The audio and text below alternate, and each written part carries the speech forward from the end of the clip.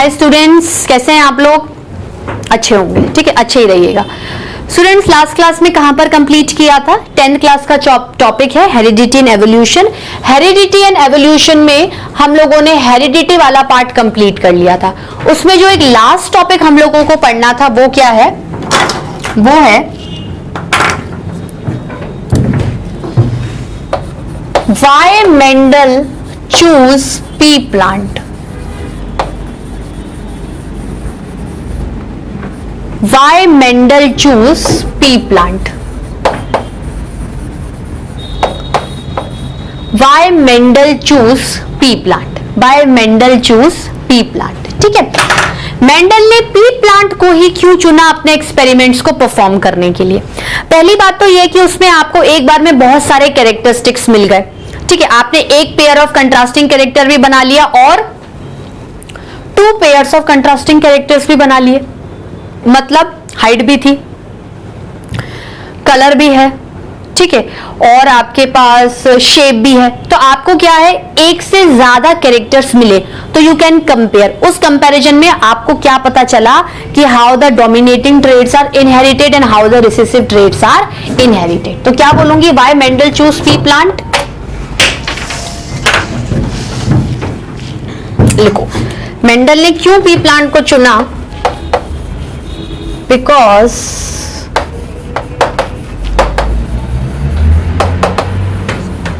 because it is having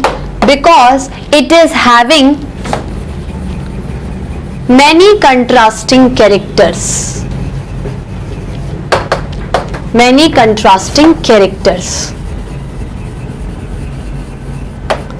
because it is having many contrasting characters like height, colour, shape. ठीक है, यही हमने discuss किए थे, इन्हीं के बारे में लिख रहे हैं। ठीक है, उसके बाद क्या स्टडी कर रहे हैं हम लोग? उसके बाद क्या खासियत थी कि ये क्या है, छोटा सा प्लांट है, easy to handle, easy to handle, easy to handle, easy to handle. ठीक है, उसके बाद इजी टू हैंडल के बाद क्या है? देखो, इजी टू हैंडल के बाद क्या कैरेक्टर आएगा कि ये बहुत लंबे, मतलब इसकी जो डेथ है प्लांट की वो बहुत जल्दी जल्दी हो जाती है। जैसे लाइफ स्पेन क्या है प्लांट का, छोटा है। जैसे एक पी प्लांट हुआ, थोड़े दिन बाद डिस्ट्रॉय हो गया, फिर कोई नया कैरेक्टर लेके एक्सपेरिमेंट कर लिया, फिर कोई नया कैरेक्टर लेके एक्सपेरिमेंट कर लिया। So in short life span you can perform many set of experiment. लेकिन ज्यादा बड़ा लाइफ स्पैन हुआ तो आपको तब तक आप कुछ न्यूनेस नहीं कर पाओगे जब तक वो प्लांट डेड नहीं होगा, क्योंकि अनवांटेड प्लांट्स की किलिंग हम करेंगे नहीं। So short life span to perform many series of long experiment. Short life span to carry out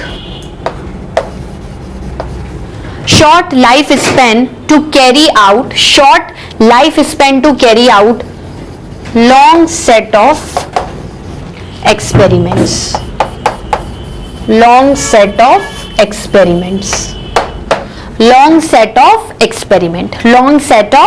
experiments, ठीक है। उसके बाद क्या खूबी है इसके अंदर कि इसके अंदर आप सेल्फ पॉलिनेशन भी करवा सकते हो और क्रॉस पॉलिनेशन भी करवा सकते हो।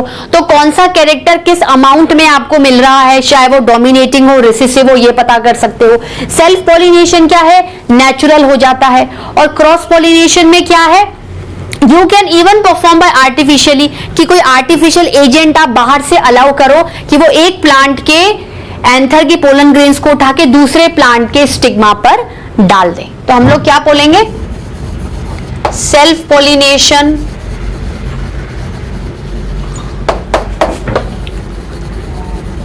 occurs in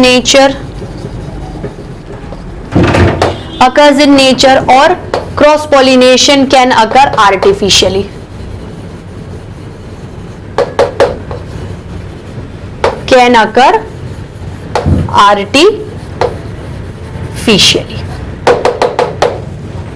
ठीक है स्टूडेंट, फाइन, बात समझ में आई, क्लियर हुई? ठीक है। अब क्या है यहां तक बात होने के बाद हम लोग ये कह सकते हैं कि हेरिडिटी जो टॉपिक है वो इस चैप्टर का कंप्लीट। बहुत तसल्ली मिल रही होगी, पता नहीं क्या क्या पढ़ा रही थी मैम, आप तो समझो। I am not going to consider कि आपको समझ में नहीं आया, सिंप्लीफाई करके बहुत ही बच्चों की तरह आपको पढ़ाया है। सिर्फ आपको क्या करना है, बार बार रिवाइज करना है। जितनी बार रिवाइज करोगे उतनी बार लॉजिक क्या हो जाएंगे, क्लियर हो जाएंगे।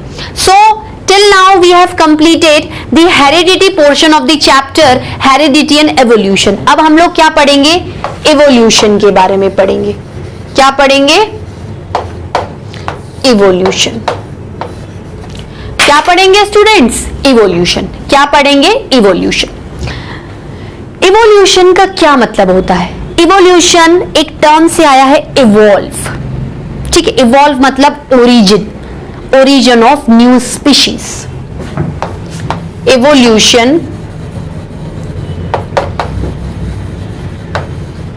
derives from word evolve। derives from word evolve means origin of species। आप अपने अर्थ में वैरायटी ऑफ लिविंग ऑर्गेनिजम्स देखते हो, चाहे वो माइक्रो ऑर्गेनिज्म हो, चाहे वो प्लांट हो, एनिमल हो या ह्यूमन बीइंग हो, कोई ना कोई कहीं ना कहीं से इवॉल्व हुआ है। आप बोलोगे मैम मैं एक ऑफस्प्रिंग हूं, मैं तो ऑब्वियसली अपने पेरेंट्स से इन्वॉल्व हुई हूं। बिल्कुल आप इवॉल्व हुए हो। जब आप इवॉल्व हुए थे या जब आप पैदा हुए थे तो आप में कुछ वेरिएशंस भी आए थे, आप में कुछ वेरिएशंस भी आए थे। मतलब आप अपने पापा मम्मी की जैसे दिखते हो पर फिर भी बिल्कुल क्लोन नहीं हो, फिर भी बिल्कुल क्लोन नहीं हो। ये कॉन्सेप्ट वैसे तो एसेक्सुअल रिप्रोडक्शन में भी नहीं कहना चाहिए, क्योंकि जैसे जैसे स्पीशीज इवॉल्व होती जाती है, जैसे आपके पेरेंट्स ने आपको पैदा किया, आप दूसरे अपने बच्चों को पैदा करोगे, वो बच्चे औरों को पैदा करेंगे, तो जनरेशन टू जनरेशन क्या है, इवोल्यूशन हो रहा है। स्पीशीज दिन ब दिन ओरिजिनेट होती जा रही है, नई स्पीशीज ओरिजिनेट होती जा रही है। अब मैं कहूं क्यों नई स्पीशीज ओरिजिनेट होती जा रही है, क्योंकि उनमें वेरिएशन आ रहा है। उनमें क्या आ रहा है, वेरिएशन आ रहा है। वेरिएशन किस तरीके से आया, जैसे आप में कुछ कैरेक्टर्स नए पैदा हो गए जो आपके पेरेंट्स से भी मैच नहीं खाते हो, तो जब आप रिप्रोडक्शन करोगे तो आप में कुछ जो न्यूनेस थी, जो आपने इवॉल्व किया था, वो आपने क्या है आगे ट्रांसमिट कर दिया। फिर जो आपके बच्चे हुए वो आपके जैसे तो दिख रहे हैं लेकिन उनमें भी कुछ न्यू कैरेक्टर है, फिर उन्हें रिप्रोडक्शन किया, आगे चला गया। तो एवोल्यूशन क्या है, एक ग्रेजुअल प्रोसेस है, एक स्लो प्रोसेस है पर कंटिन्यूस प्रोसेस है, जिसमें कैरेक्टर्स क्या होते जाते हैं, इनहेरिट होते जाते हैं सक्सेसिव जनरेशंस में। ये एक जनरेशन में हुआ, फिर दूसरी जनरेशन में हुआ, ठीक है। और इस इवोल्यूशन में, इवोल्यूशन मतलब इवॉल्व होना। अगर हम लोग बात करें तो कोई भी ऑर्गेनिज्म होता है, उनका इवोल्यूशन एक कॉमन एंसेस्टर से होता है। अब आप बोलोगे ma'am right from the unicellular bacteria till multicellular human being, कैसे इवोल्यूशन कॉमन से हुआ। देखो हर ऑर्गेनिज्म का इवोल्यूशन मैंने माना कि पर्टिकुलर स्पीशीज में होता है, बैक्टीरिया का बैक्टीरिया में होगा, ह्यूमन बींग्स का ह्यूमन बींग्स में होगा, ठीक है। अब बात आती है कि अगर रिप्रोडक्शन होता है और पेरेंट्स ऑफस्प्रिंग को पैदा करते हैं, चाहे रिप्रोडक्शन एसेक्सुअल हो या चाहे रिप्रोडक्शन सेक्सुअल हो, कहीं ना कहीं वेरिएशंस आपको दिखाई देते हैं। आप बोलोगे मैम एसेक्सुअल में तो आप ऑफस्प्रिंग को क्लोन बोलती थी, ओके क्लोन है, पर इटसेल्फ उनमें माइन्यूट सा वेरिएशन भी आएगा।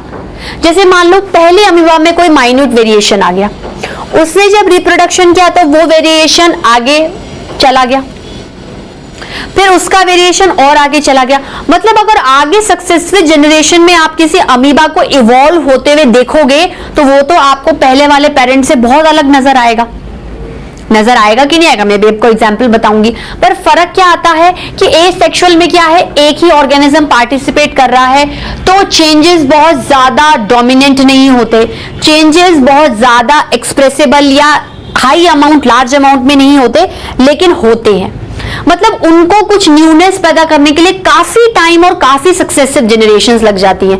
लेकिन सेक्सुअल में क्या है, दो डिफरेंट ऑर्गेनिजम्स है, तो वैसे ही दो डिफरेंट वेरिएशंस आ गए, तो वो जल्दी जल्दी और अच्छे से वेरिएट करके इवॉल्व हो जाते हैं और ज्यादा से ज्यादा न्यूनेस कम टाइम में, कम सक्सेसिव जनरेशंस में आपको नजर आ जाता है।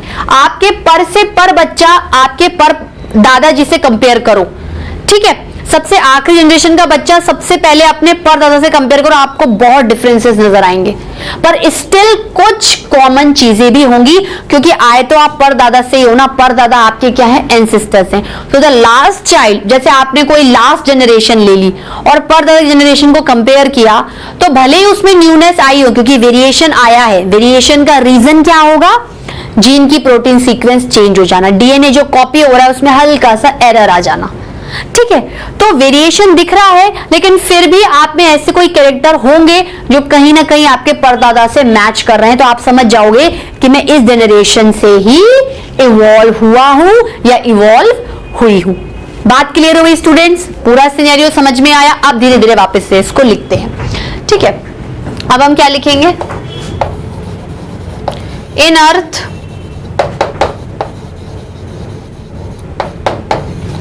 variety of living organisms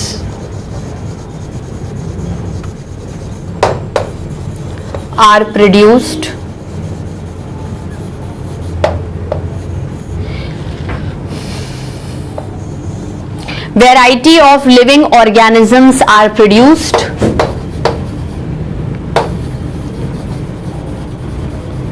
all organisms evolve from the pre-existing organism,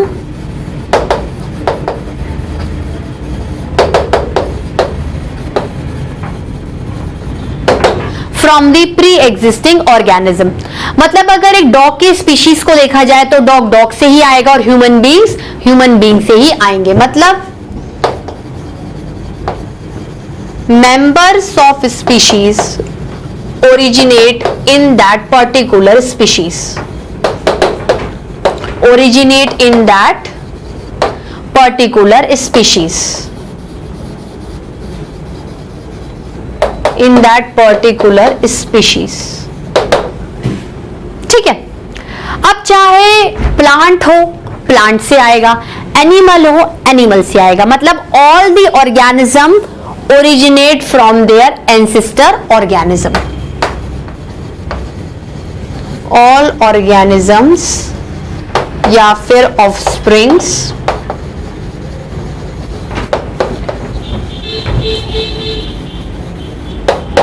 originate from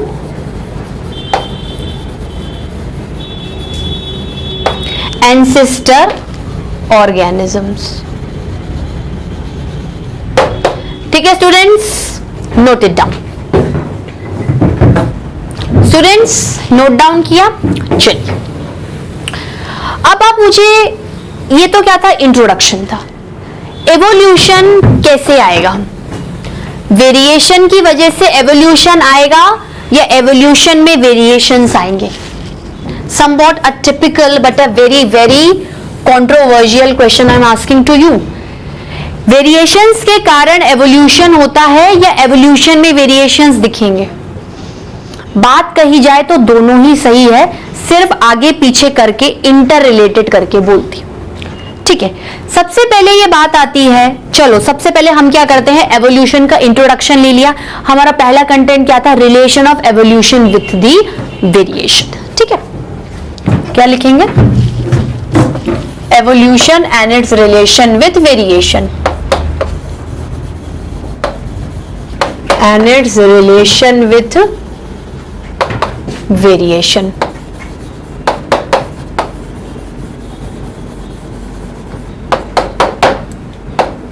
ठीक है, वेरिएशन क्या है?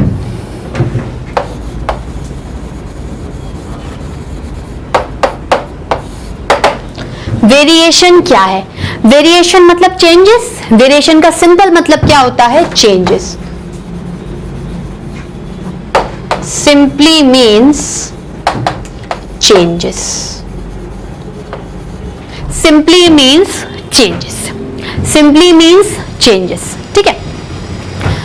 क्या चेंजेस? देखो, जब सेक्सुअल रिप्रोडक्शन होता है, या आप तो सिंपल रिप्रोडक्शन की बात करो, don't consider a sexual sexual, उसके एग्जांपल्स में दूंगी। रिप्रोडक्शन हुआ, रिप्रोडक्शन में पेरेंट भी उतना ही कंट्रीब्यूट कर रहा है, जितना मेल पेरेंट कंट्रीब्यूट कर रहा है उतना ही फीमेल पेरेंट कंट्रीब्यूट कर रहा है, या ए सेक्सुअल में एक पेरेंट कंट्रीब्यूट कर रहा है। तो हम ये कह रहे हैं कि what ever the offspring is producing, जो भी ऑफस्प्रिंग प्रोड्यूस होता है उस ऑफस्प्रिंग में क्या है, कुछ चेंजेस नजर आते हैं। वो ऑफस्प्रिंग अपने पेरेंट को रिसेंबल तो कर रहा है, आप ये कह सकते हो कि आप ही का ही बच्चा, देख कर ही कुछ चीजें पता चल जाएंगी, पर इटसेल्फ आपके अंदर कुछ क्या होंगे, चेंजेस नजर आएंगे।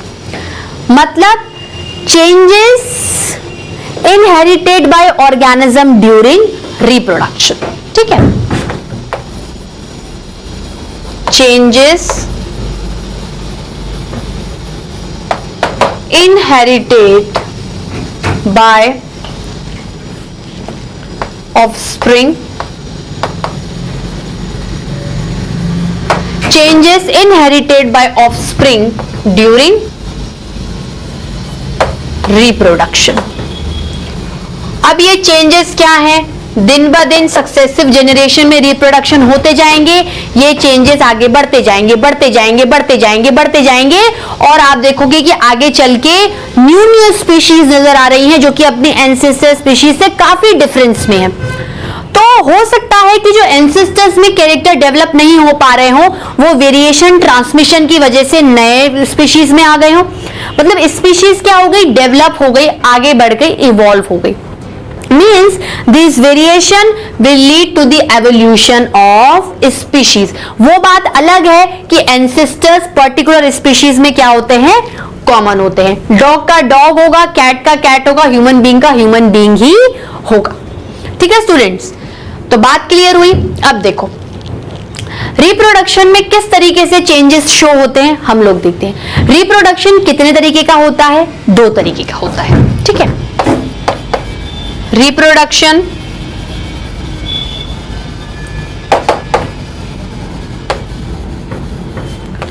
can takes place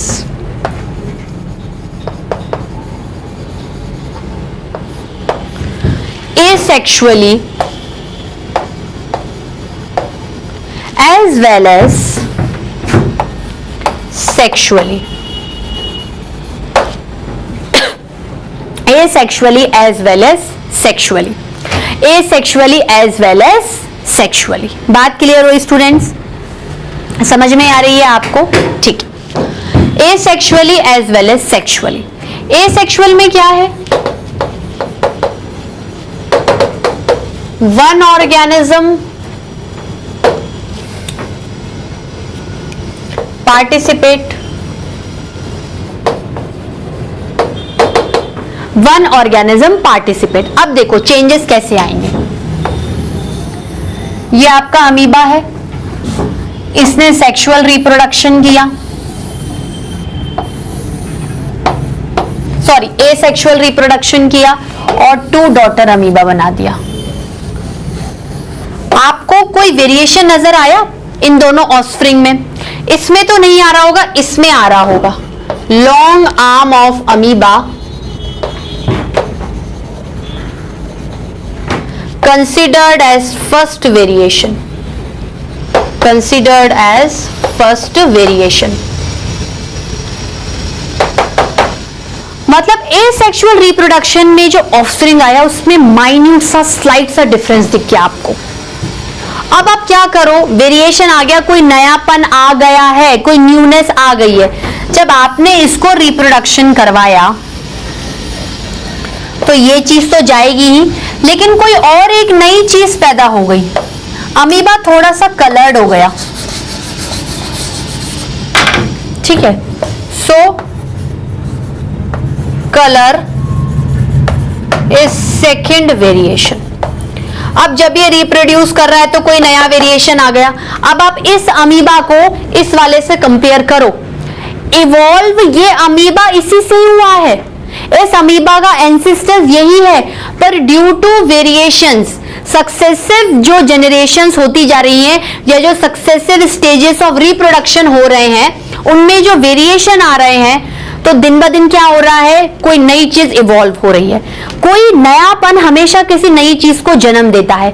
यहां पर कोई नई चीज आई तो नई चीज बन गई, अब इसमें से कोई नई चीज और नई चीज को बना रही है। पर स्टिल दिस अमीबा, ये अमीबा इस अमीबा का क्या है, एंसेस्टर है। ये अमीबा आया तो उसी अमीबा से ना, स्टार्टिंग तो इसी ने की थी, पर still variation causes evolution of new species. ये अमीबा काफी हद तक इस अमीबा से क्या हो रहा है, रिसेंबल खा रहा है, पर फिर भी बहुत सारे ऐसे डिफरेंसेस हैं जो कि इस न्यू अमीबा में या इस वेरिड अमीबा में in comparison to parent amoeba नहीं है। तो वेरिएशंस की वजह से क्या है, धीरे धीरे धीरे धीरे सक्सेसिव जनरेशन में जब ये वेरिएशन पास ऑन हो रहे हैं, एवोल्यूशन आता जा रहा है। Evolution, evolving origin of new species but having the common ancestor. ठीक है, नोट डाउन कर लो। So students, note it down. चलिए, वेरी गुड। अब ये तो क्या था, एसेक्सुअल रिप्रोडक्शन था, एक ऑर्गेनिज्म था। Still minor changes, minor variations क्या हुए आपको नजर आए, माइनर वेरिएशन, माइनर चेंजेस क्या हुए आपको नजर आए। ठीक है, पर अगर हम सेक्सुअल रिप्रोडक्शन की बात करें, सेक्सुअल रिप्रोडक्शन की बात करें तो वेरिएशन एसेक्सुअल से ज्यादा होंगे, क्योंकि पहले दो पेरेंट्स का इन्वॉल्वमेंट बढ़ गया, तो चेंजेस क्या है, एक पेरेंट से भी आ रहे हैं, दूसरे पेरेंट से भी आ रहे हैं, तो मिक्सचर क्या है, ज्यादा नंबर ऑफ चेंजेस दिखेंगे सेक्सुअल में in comparison to asexual. ठीक है, पर रीजन मैंने अभी दोनों का नहीं दिया है कि चेंजेस आ कैसे रहे हैं, कैसे वेरिड ऑफस्प्रिंग बन गया। ठीक है,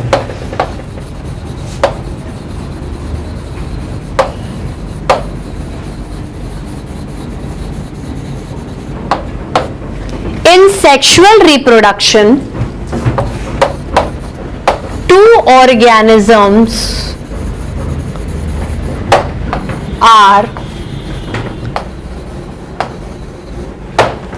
involved, so more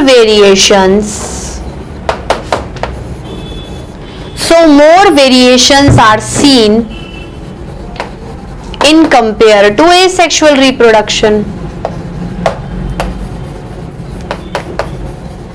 Asexual reproduction. ठीक है, बात क्लियर हुई।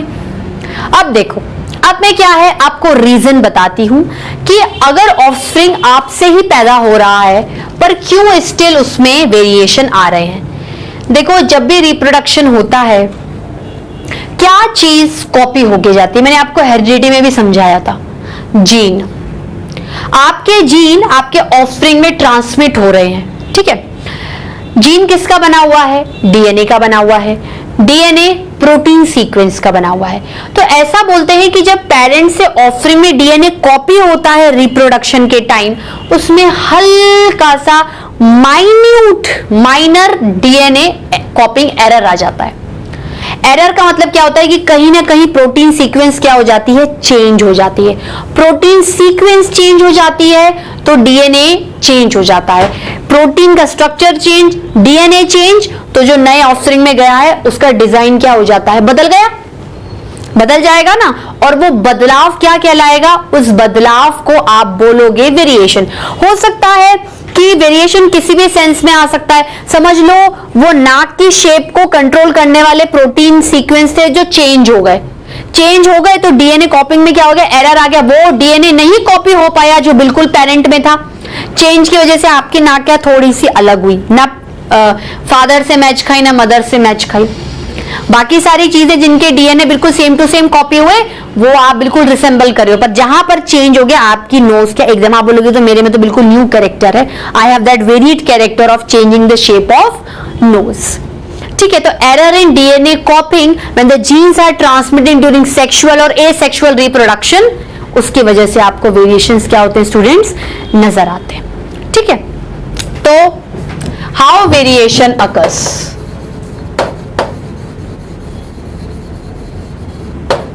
How variation occurs.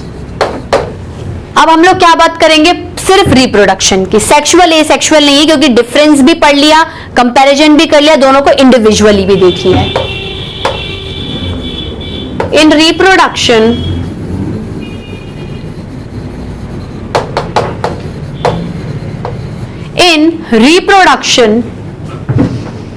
gene copying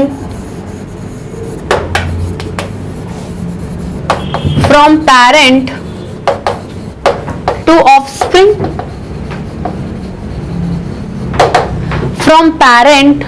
offspring, ठीक है। In reproduction gene copying from parent to offspring, बात क्लियर हुई?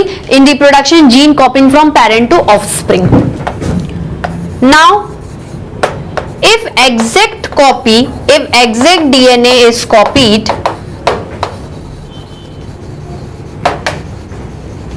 जैसे वहां 2 अमीबा थी, तो जिस अमीबा में चेंजेस नहीं थे उसका डीएनए डिट्टो का डिट्टो कॉपी हो गया। जहां पर आम का चेंजेस है वहां पर डीएनए मतलब प्रोटीन सीक्वेंस क्या हो गई थी? चेंज हो गई थी, ठीक है। तो if exact DNA is copied then offspring is exactly similar to parent.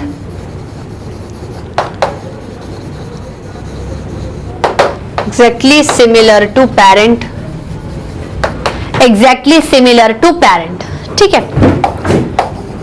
but if minor DNA copying error occurs,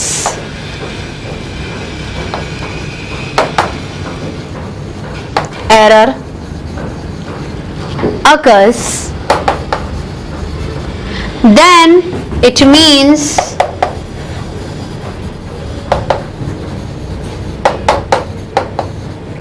there is a change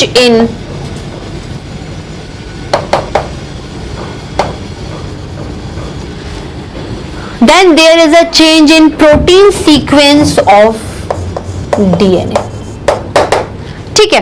कैसे देखेंगे? कैसे नजर आ रहा है आपको? ये आपका डीएनए है, ठीक है, ये कॉपी करना है, ये प्रोटीन सीक्वेंस है,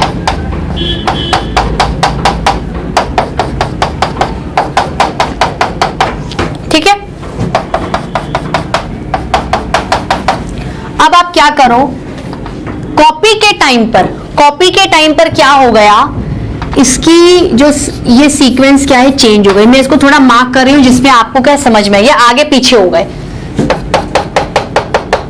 यहाँ सेम टू सेम चेंजेस, यहाँ कोई चेंजेस नहीं है, यहाँ पर क्या है, हल्के से चेंजेस आ गए।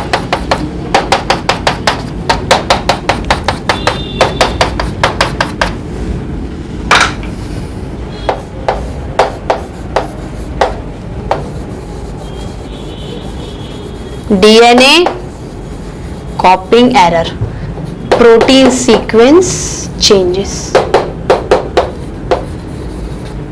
प्रोटीन की सीक्वेंस हमारी बॉडी का डिजाइन डिसाइड करता है।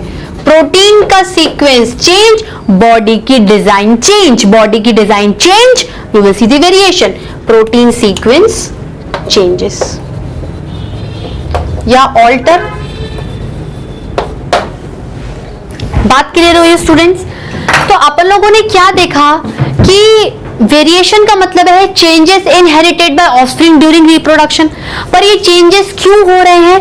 क्योंकि जो जीन ट्रांसमिट हो रहे हैं उसके अंदर का जो डीएनए है उसकी प्रोटीन सीक्वेंस क्या हो जाती है, चेंज हो जाती है। तो डीएनए कॉपिंग में क्या हो जाता है, एरर हो जाता है। एरर हुआ, प्रोटीन सीक्वेंस चेंज हुई, जो ऑफस्प्रिंग फॉर्म हुआ है उसका कोई एक न्यू डिजाइन या न्यू स्ट्रक्चर आपको मिला, और जैसे ही न्यू स्ट्रक्चर मिला आपके पास वेरिएशन आया। एसेक्सुअल में शायद ये डीएनए जो एरर होता है बहुत कम देखा जाता है, लेकिन सेक्सुअल में ज्यादा देखा जाता है, क्योंकि पेरेंट से थोड़ा सा चेंज हुआ, कोई नया कैरेक्टर, मदर से थोड़ा सा चेंज हुआ, कोई नया कैरेक्टर। तो वैसे ही 2 न्यू कैरेक्टर या नंबर ऑफ जो वेरिड कैरेक्टर्स हैं वो सेक्सुअल में वैसे ही ज्यादा हैं इन कंपैरिजन टू एसेक्सुअल। ठीक है students, so I am finishing this lecture right now. अगले लेक्चर में हम लोग क्या देखेंगे, देखो एवोल्यूशन का आपने वेरिएशन से मतलब देखा, ठीक है। एवोल्यूशन में अब हम जब जो नेक्स्ट लेक्चर में पढ़ने वाले हैं उसमें हम प्रॉपरली एवोल्यूशन की स्टडी करेंगे, उसका और रिलेशन वेरिएशन से देखेंगे, एक्वायर्ड ट्रेड्स, इनहेरिटेड ट्रेड्स देखेंगे, ठीक है, स्पेशिएशन देखेंगे।